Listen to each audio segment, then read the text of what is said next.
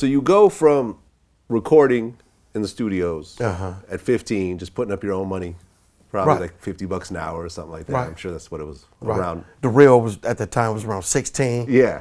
$16 for the tape. You bought the tape, all that tape, and then the time. Yeah, you had to pay for the engineer. Right, and then that. But we were some young cats. You could tell he tried to show us a little love, right? But got us where he could. Yeah. Right. And it made us step our game up. So you continue to record, Yeah. and then you eventually met DJ Quik. Right. How old were you when you met Quik?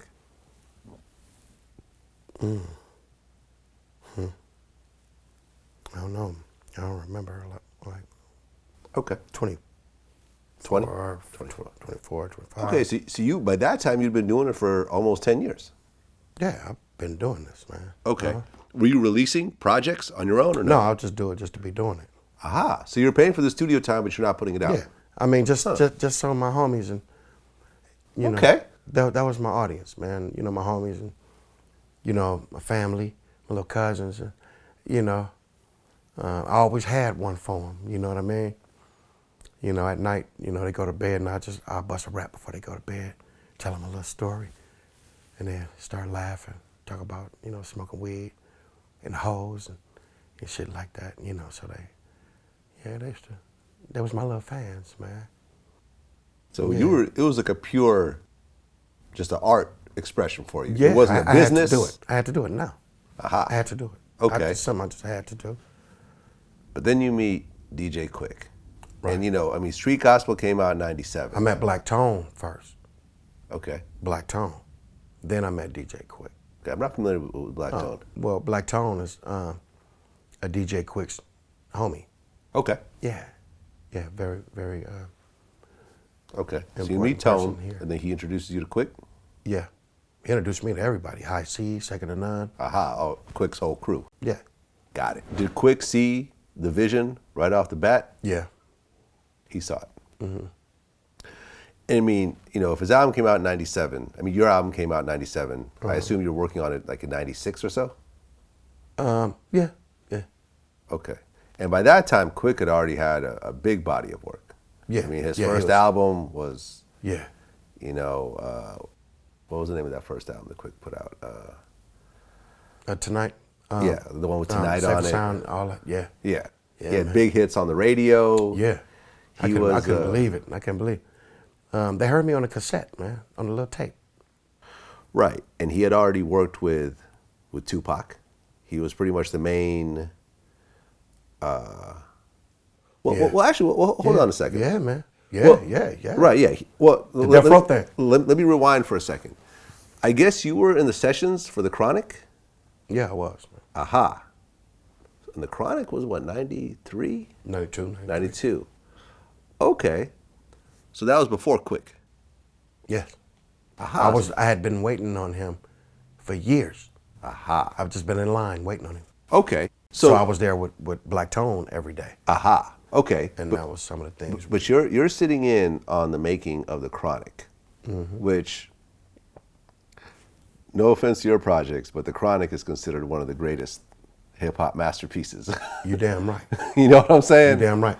And it was carpet like this. It was hard like this. I would sit on it every single day and not say a word. And my ass would hurt.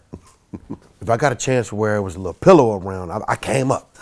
That was a You know what I'm saying, man? I came up. You know, it was cool. I'm like, oh shit, and it got to the point where eventually, when a seat became open, John Payne or somebody in there, which was the engineer at the time, would ask me, man, you want a seat? I'm like, yeah, man. And I would sit down. I would speak when I was spoken to. I mean, it was pretty much the model artist. Because number one, I'm in there with Tony Lane, with Black Tone. I know how to act. I know what to say. I know what not to say. I know what to do. I know what not to do. You know, the wills, won'ts, do's, and don'ts. I know them all. And skated right through that thing, man, and watched them dudes do that, man. It was Right. I mean, you're there with Dr. Dre, Snoop Dogg, DLC. DOC, Daz, Daz, Nate Dogg, Yeah. Corrupt, Rage, RBX. I mean, it was All them legends, man. all the legends. But you weren't contributing No. at all. No. You were just basically happy to be there. Happy to be there. Yeah. At one point, Dre did ask me to go in the mic booth, and I forget what song it is, but what they say, "Who's the man with the master plan? A nigga with a motherfucking gun." Yeah. He wanted me to say, "A nigga with a motherfucking gun." Now, I don't know if he was just testing the mic or what he was doing, but man, I was so happy when he asked me to go in the room and do that shit. It was a big ass door, man. When you pulled that motherfucker, it was like a suction. It was like, I'm like, shit, I went in there, closed the back. Big ass mic on with the weight at the end. Mm-hmm. I was so happy to do that. I think, wasn't it Dre who ultimately said that line in the song, the one that came out? I guess so, yeah. A nigga so, with a yeah. motherfucking gun. Yeah. Yeah. But for some reason, he asked me if I would say that. Yeah. Yeah. I don't care if it's on there or not. He asked me to do it. You know what I mean? Hey, man, I would have loved to be in your Right. position. I went home you know? with a Polaroid picture that day. Yeah. Yeah. I wouldn't show my sister. I was like, Lee, look. She was like, so.